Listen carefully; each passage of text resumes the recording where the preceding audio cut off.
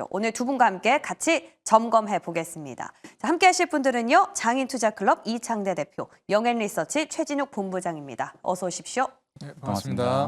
네, 저희 오늘 함께 이야기 나눠볼 첫 번째 주제는 연말 마무리를 어떻게 해야 할 것인가 좀 전체적으로 큰 그림을 짜보도록 하겠습니다. 올해도 제가 세봤더니 휴장을 제외하면 이제 딱 5거래일 정도 남았더라고요. 일단 오늘 장 분위기만 봤을 때는 우리 증시도 드디어 맷집이 좀 생겼나 싶은데 어떻게 보십니까? 반등 좀 이어질까요, 본부장님?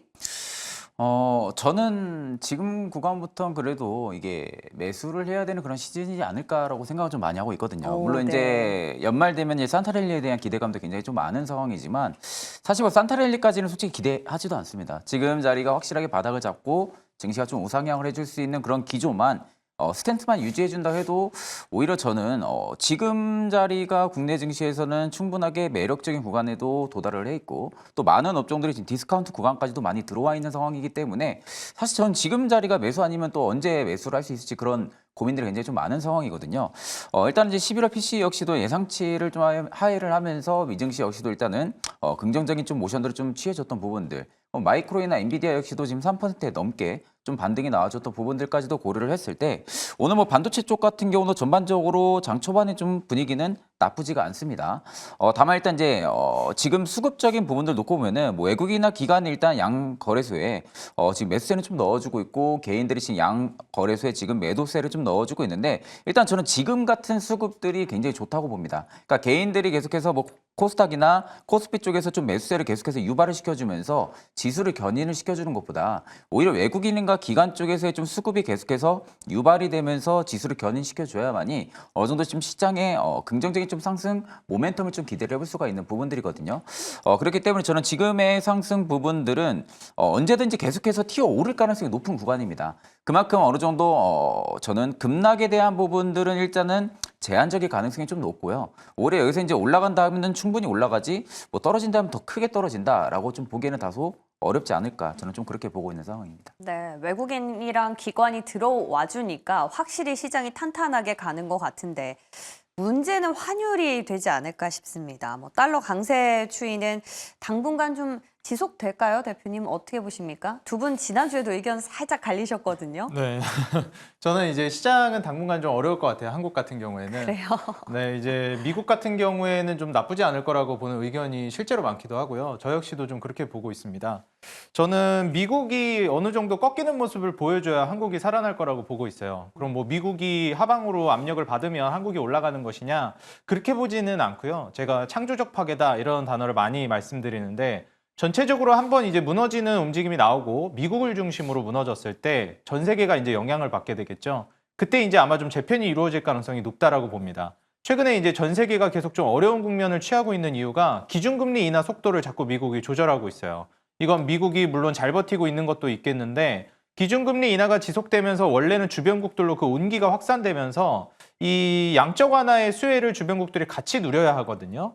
근데 우리가 일반적으로 우리나라 같은 경우에도 반도체나 코스피를 중심으로 우량주가 먼저 움직이고 그쪽에서 어느 정도 많이 올라갔다 싶으면 차익 실현 물량이 나오면서 한 차례 꺾이고 그 이후에는 이제 중소형주나 코스닥주, 뭐 제약바이오 쪽으로 수급이 이동하잖아요. 저는 이제 전 세계 증시 상황도 유사하다라고 봅니다. 먼저 이제 미국 같은 우량 국가들이 먼저 지수가 많이 올라가고 한 차례 꺾이는 모션이 이제 취해지면서 기준금리 인하 속도가 빨라지면서 주변국들로 이제 돈이 풀려나갔을 때 그동안 못 가고 있었기 때문에 상대적으로 굉장히 큰 상승을 보여주거든요. 근데 이제 이 미국이 꺾이기가 어렵다라고 판단되는 게 강달러가 지속되고 있고 그리고 그 과정 안에서 결국 트럼프가 이제 다음 달에 취임을 하게 되면 굉장히 또 이제 증권시장이 친화적인 대통령이잖아요. 그래서 여기에 대해서 신규 인프라책이라든지 정책들 기대감도 있기 때문에 미국 쪽으로 계속해서 돈이 몰릴 가능성이 있다고 봅니다. 그래서 뭐 최근까지도 한국 같은 경우에는 돈이 외국인들 계속 빠져나가고 있는 모습이 보여지고 있고 이게 환율 방어나 지수 방어를 하려고는 하고 있는데 이게 외환보유고라든지 외국인 자금 이탈을 좀 고려해 봤을 때는 쉽지는 않을 것 같아요. 원래 처음엔 1,300원 지지라인 환율 잡는다 했는데 1,400원 되고 1,450원 되고 이게 지금 1,500원 목전이거든요. 이랬을 때 반대 매매가 터져나가게 되면은 이제 그때부터는 급락 가능성도 있기 때문에 미증시가 한번 꺾였을 때 전체적으로 좀 큰 낙폭을 우리가 예상해 볼 수 있겠다 생각하시고 투자는 저는 이어가야 된다라고는 생각은 하는데 좀 조심스럽게 현금 확보가 돼 있는 상태에서 하셔야 되겠다. 이렇게 좀 조언드리고 싶습니다.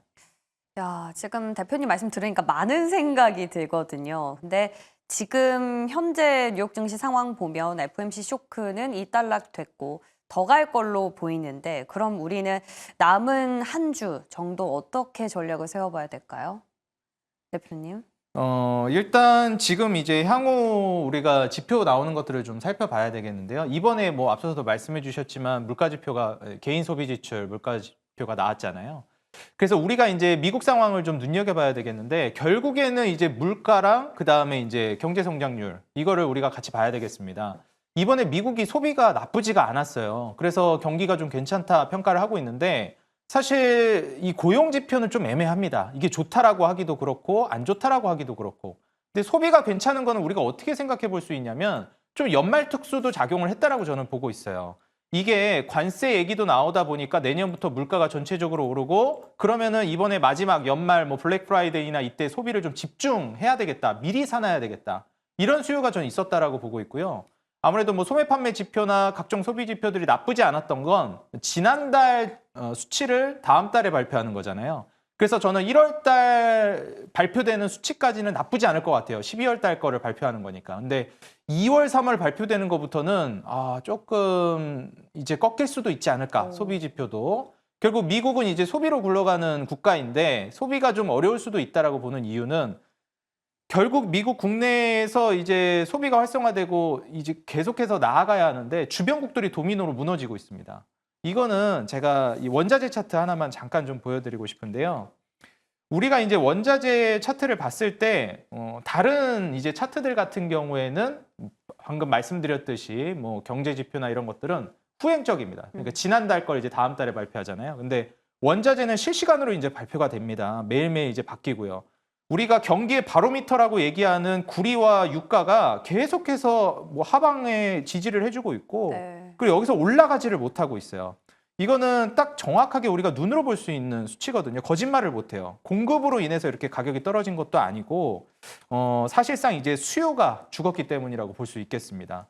결국 글로벌 불경기라는 거를 여실히 보여주는 게 낮은 유가, 낮은 구리 가격이라고 볼 수 있겠고 이게 결국에는 이제 금융적 지위가 낮은 나라들부터 점점 이제 대장 국가인 미국으로 치고 들어올 거예요. 그럼 마지막에 이제 미국도 좀 꺾이는 모습을 보여줄 건데 그때 이제 아무래도 딱 온기가 주변국들로 기준금리 인하 속도가 빨라지면서 퍼져나가지 않을까 좀 이렇게 예상이 됩니다. 원자재가 선행 지표기 때문에 회복이 되는지 이에 대한 걸 인덱스로 좀 추적을 해보자라는 좋은 힌트 주셨습니다. 한 분은 매수 기회, 한 분은 관망. 의견이 상당히 엇갈리는데요. 그 안에서 우리는 어떤 한 줄기 빛을 찾을 수 있는지 지금부터는 섹터별로 조금 더 자세하게 들어가 보겠습니다. 두 번째 주제 만나볼까요? 오징어 게임 관련주입니다. 오늘 수급이 상당히 빠르게 움직이고 있거든요. 특히 일정에 따라서 오늘 탄소 배출권 관련해서 그리고 목요일에 오징어 게임 시즌2가 드디어 개봉합니다. 기대감을 갖고 있는데 보니까요 조금 애매한 게요. 오징어 게임은 대장으로 지금 움직이는 게 아티스트 스튜디오였는데 지금은 음봉으로 전환되면서 8% 정도까지 내려왔어요. 두 자릿수에서. 자, 관련주들 급등 이어질까요? 본부장님 좀 애매해 보여요. 일단 여전히 시장에서는 제한적인 수급 내에서 움직이고 있잖아요. 그렇다고 하게 되면 일단은 이런 좀 큰 어떻게 보면 좀 빅 이슈가 있을 경우에는 단기적인 수급 이제 어떻게 보면 단기적인 급등이 충분히 좀 유발이 될 수 있는 그런 시기는 저는 좀 맞다고 보고 있는 상황입니다. 우리가 이제 넷플릭스라든지 OTT 관련주들을 놓고 볼 때는 일단은 지금 오징어 게임 같은 경우가 공개 전부터 지금 뭐 최우수상 뭐 작품 후보에 올라와 있다 뭐 이런 이야기도 굉장히 많은 상황이고요. 또 이제 어떻게 보면 호평들이 계속해서 지금 이어지고 있는 상황이죠.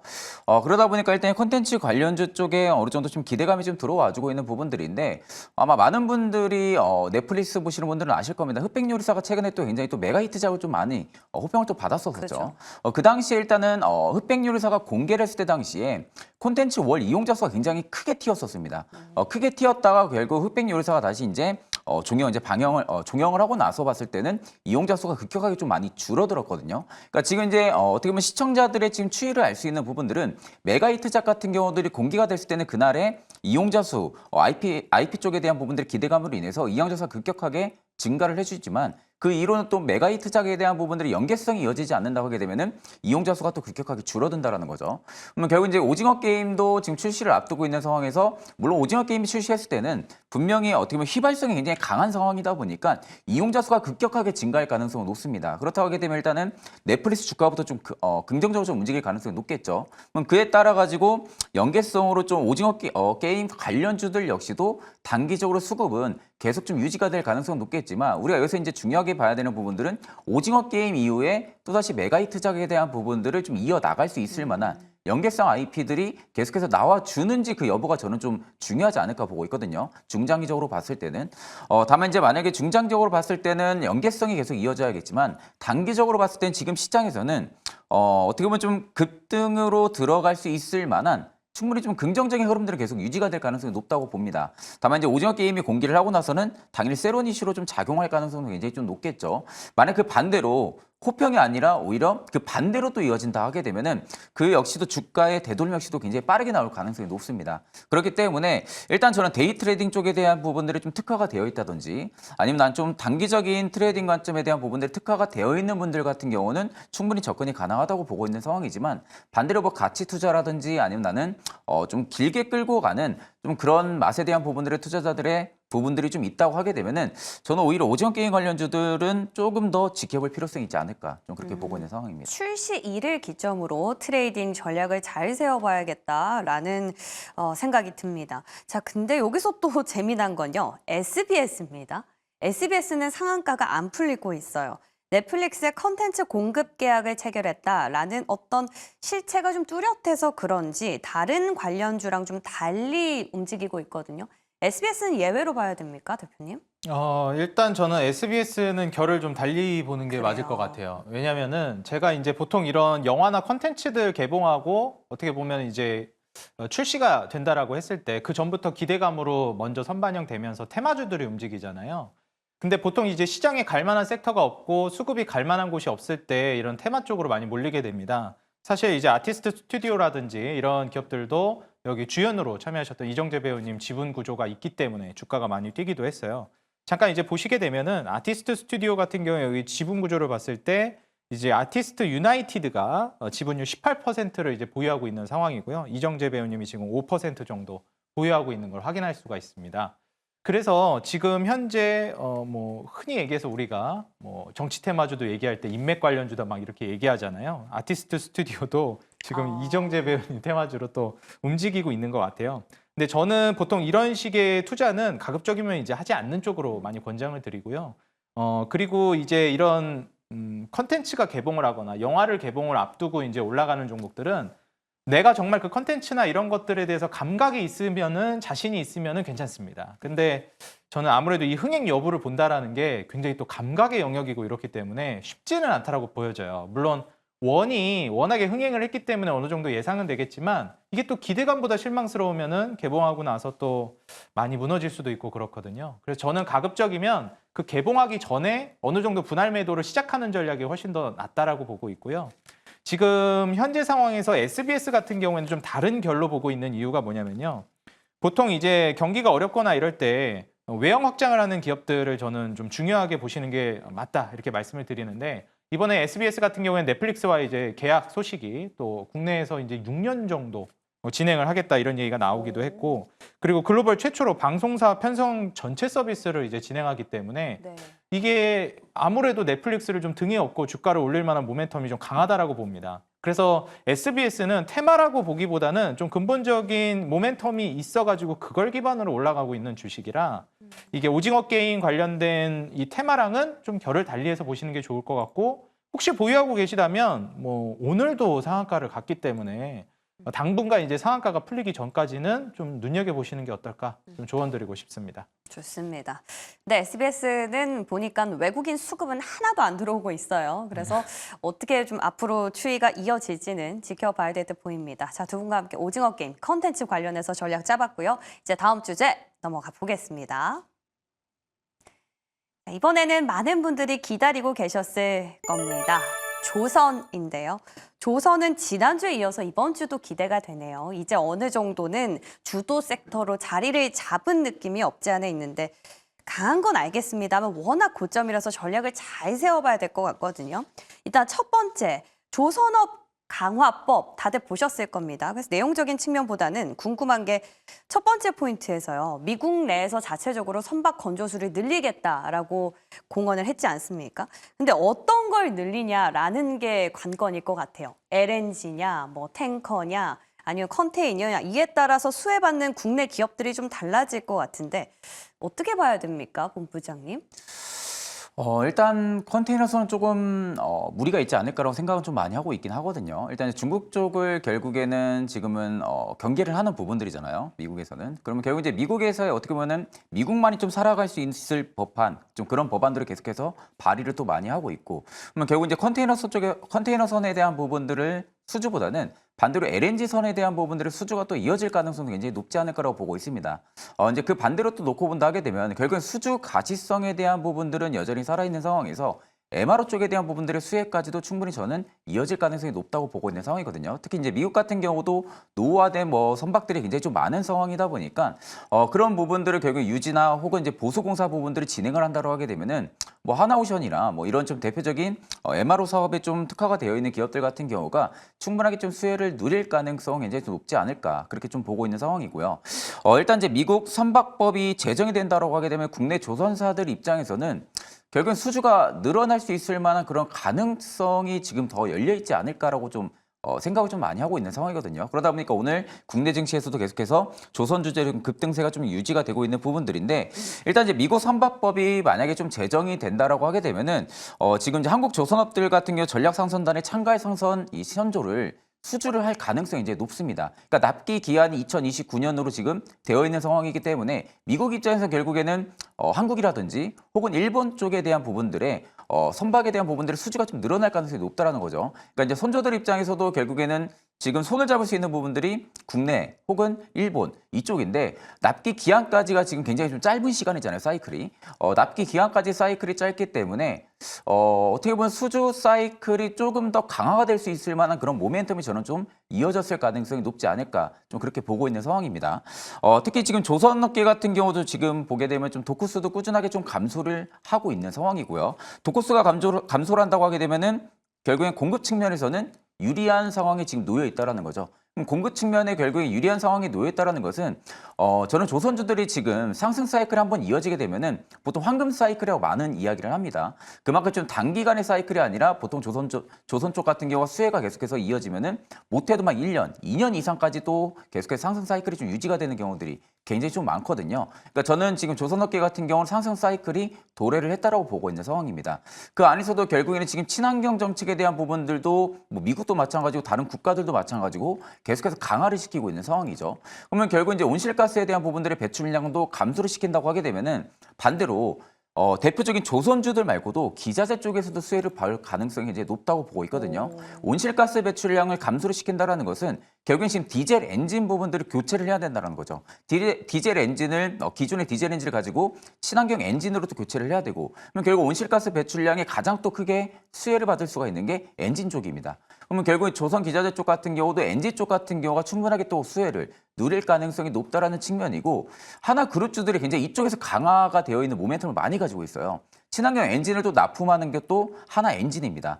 그러다 보니까 결국 하나 그룹주가 어떻게 보면 조선 쪽에서는 좀 강한 모멘텀을 좀 가지고 있는 그런 대표적인 좀 그룹사라고 볼 수가 있는 부분들이기 때문에 앞으로의 정책 모션이라든지 혹은 앞으로 좀 미국 쪽에서의 수주 이런 부분들을 고려를 했을 때는 하나 그룹주들이 그래도 좀 대표적으로 수혜를 받지 않을까 좀 그렇게 보고 있는 상황입니다. 조선이 워낙 자리가 높기 때문에 이제 슬슬 기자재, 아랫단에 대한 이야기가 나오는 것 같은데 한화그룹주에 대한 힌트 주셨습니다. 자, 그리고 조선업 강화법에 대한 이슈는 주말 사이 나왔고요. 또 다른 게 트럼프 대통령 당선인이 미국의 LNG 신규 수출 제한 조처를 해제하기로 했다라는 기사는 오늘 새벽에 좀 전해졌거든요. 이거는 우리 조선주의 호재라고 봐야 됩니까? 어떻습니까? 일단 트럼프가 이번에 그 조 바이든 대통령 시절에 했던 이 LNG 신규 수출 제한 조치를 해제하기로 했습니다. 사실 이제 조 바이든 쪽에서 했던 거는 이제 환경 문제를 많이 생각하면서 그렇게 했던 건데 트럼프 같은 경우는 이제 전통 에너지라든지 그리고 환경과는 좀 거리가 멀죠. 전통 에너지 쪽으로 좀 더 치우쳐 있으니까요. 그래서 사실 우리나라가 이제 조선업의 패권을 장악하게 된 계기가 결국 LNG 추진선입니다. 근데 LNG 신규 수출 제한 조처를 해제하게 되면은 좀 더 이 시장 자체가 활발해질 가능성이 있기 때문에 우리나라에게는 좀 긍정적이라고 볼 수가 있겠고요. 결국 저는 이제 트럼프 정권 들어서면서부터는 이제 조선업 자체도 계속 부각이 될 거라고 보고 있습니다. 중요한 건 이제 트럼프가 지금 파워가 과거랑은 좀 다른데 일기 때랑 다르게 이 상하원을 모두 장악하는 굉장히 좀 권력이 좀 세졌다라고 볼 수 있을 것 같아요.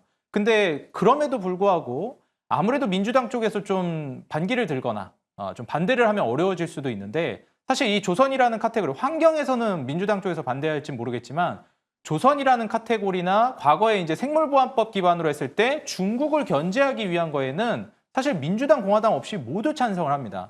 이번에 이 조선업 그 법안에서도 얘기가 나왔지만 강화법에서도 결국 이제 제일 중요한 게 공화당만 하는 게 아니라 민주당도 찬성하고 있고 모두가 지금 그 법안을 밀어붙이려고 하고 있다라는 거예요. 그렇기 때문에 이 생물보안법 과거에 이제 제약바이오 쪽에서 움직일 때도 이거는 민주당, 공화당이 모두 찬성했기 때문에 대통령이 아직 결정되지 않았음에도 불구하고 생물보안법은 많이 움직였었거든요. 민주당, 공화당 누가 대통령이 돼도 상관이 없이 진행이 될 만한 정책이었으니까요. 근데 하물며 지금 현재 대통령도 확정이 됐고 트럼프로 이 상황에서 민주당, 공화당이 모두 이제 합의를 도출해내고 있는 법안이기 때문에 중국 견제 일환으로서 한국의 도움을 받을 가능성이 굉장히 높다라고 보고 있습니다. 그리고 얼마 전에 이제 그 손정희 소프트뱅크 회장과의 이제 만남도 있었는데 우리나라가 전 세계적으로 패권을 잡고 있는 섹터나 산업이 몇 개 없습니다. 저는 지금 현재 조선은 압도적인 패권을 잡고 있다라고 보고 있고요. 제가 2019년, 2020년부터 조선업은 10년 화랑이 이어질 것이다 말씀을 드렸는데 그 이유가 2019년, 20년 그 시점부터 한국이 다시 전 세계 조선 1위 패권을 잡아오기 시작했습니다. LNG 추진선을 필두로 해서요. 그래서 저는 이제 19년, 20년 대비해서 대략 한 4, 5년 정도 지났잖아요. 한 향후 5년 정도는 본격적인 랠리가 이어질 거라고 보고 있어서 이런 중후장대 산업들은 사이클이 한번 타기 시작하면 굉장히 장기 사이클로 가는 경향이 큽니다. 그래서 이번에 한 차례 이제 사이클이 진행된 이후에 2차, 3차 사이클까지 나올 수 있으니까 그 점을 좀 참고하시면서 좀 장기 사이클에 올라타시거나 혹은 이미 타 계시는 분들은 긴 호흡으로 보셔도 좋을 것 같다 말씀드리고 싶습니다. 네, 조선은 상반기에 시작해서 하반기까지 정말 힘이 좋습니다. 자, 이제 끝으로 마지막 이슈 열어볼게요. 우주, 항공, 방산입니다. 뭐 팔란티어 이슈도 있고요. 트럼프 당선인이 나토의 방위비를 5% 더 내라라고 요구할 거라는 소식도 전해졌는데, 자, 오늘 본부장님, 이 네네. 방산주 상승하는 이유 뭐라고 보십니까? 사실 저는 하나 시스템의 역할도 좀 크지 않았나 싶었는데 일시적일까요? 지속할까요? 굉장히 좀 어려운 산업군 중에 하나가 지금 방위 산업 쪽이지 않을까 좀 생각을 많이 하고 있거든요. 네. 일단 방산 쪽 같은 경우는 올해 초만 놓고 봐도 굉장히 긍정적인 이슈 발로들이 굉장히 좀 많았었고요. 그만큼 K방산에 대한 부분들, K무기에 대한 부분들의 가성비 측면들이 해외 쪽에서도 굉장히 좀 극찬을 많이 받아왔던 부분들. 다른 국가들 대비해서 가격도 싼데도 불구하고 성능이 거의 비슷하다라는 거죠. 그렇다는 경우에는 결국엔 가격 싼 쪽으로 고객사들이 몰릴 수밖에 없는 부분들을 계속해서 좀 입지를 좀 계속해서 강화를 시켰던 부분들이죠. 근데 결국 이제 국방비 예산을 뭐 삭감을 한다라든지 미국의 좀 어떻게 보면 좀 정치적인 리스크 부분들이 국내 방산주들 같은 게 주가를 좀 끌어내려왔던 부분들인데 이게 저는 반대로 생각을 하게 되면은 지금 가격이 오히려 할인된 가격일 가능성도 높지 않을까라고 보고 있거든요. 그러니까 디스카운트 구간에 방산주들 같은 경우 지금 전체적으로 들어왔을 가능성이 좀 높지 않을까라고 좀 보고 있는 상황입니다. 물론 지금 방산주들 계속해서 내려왔던 부분들이 실적에 대한 우려감은 아니에요. 실적에 대한 우려감으로 지금 계속해서 주가가 레벨 다운 현상들이 나타났던 부분들이 아니라 정치적인 리스크 부분들이 워낙 불거지고 있는 상황이기 때문에 앞으로 방산주들 같은 경우가 올해 초만큼 날개를 달고 올라가기는 다소 좀 어렵지 않을까 뭐 이런 이슈들이 좀 더해지면서 우려감으로 좀 빠졌던 부분들인데 지금 방산주들 같은 경우는 반대로 수주잔고 부분들이 워낙 많이 쌓여있는 구간들이기 때문에 실질적으로 앞으로 3년간은 실적이 굉장히 좋을 가능성이 높습니다. 그럼에도 불구하고 지금 디스카운트 구간에 지금 돌입을 해 있는 상황이다 보니까 여전히 밸류 측면으로 봤을 때는 매력적이라고 보고 있는 상황입니다. 그럼에도 불구하고 매수가 가능하다. 대표님 생각은 어떠십니까? 일단 저는 대장주들 흐름을 좀 보는 게 중요할 것 같고요. 아직은요. 네, 그리고 이제 이 방산주 같은 경우에는 아무래도 트럼프 대통령 이제 1월 달에 취임하게 되면은 그 이전부터 해왔던 언급들이 있잖아요. 이제 더 이상 미국은 전 세계 경찰 역할을 하지 않을 것이다. 각자 도생의 시대로 이제 가고 있기 때문에 각국의 방위비가 전체적으로 올라갈 거고 하나 에어로스페이스라든지 그다음에 현대로템, LIG 넥스원 이런 종목들 필두로 좀 보시면 좋을 것 같고 아무래도 이제 외국인 수급이 집중되고 있는 종목들을 보시는 게 좋을 것 같아요. 증시가 조정 나오고 있는데도 불구하고 이제 외국인들이 그나마 버티고 있거나 오히려 담는 방산주 같은 경우에는 이런 3대장 종목들이 대표적이라고 좀 보여지거든요. 그래서 이런 종목들이 조금 더 하방 안정성도 크기 때문에 안정적인 캐파로 좀 눈여겨보시고 이후에 다시 한번 좀 말아 올리는 구간에서부터 또 노려보시면 어떨까 이렇게 좀 조언 드리고 싶습니다. 수급 말씀하셔서 잠깐 봤더니 현대 로템 정도만 외국인 수급이 들어오네요. 네. 좋습니다. 네, 오늘도 두 분 말씀 바탕으로 시장 중심 잘 잡아볼게요. 도움 말씀 고맙습니다. 감사합니다.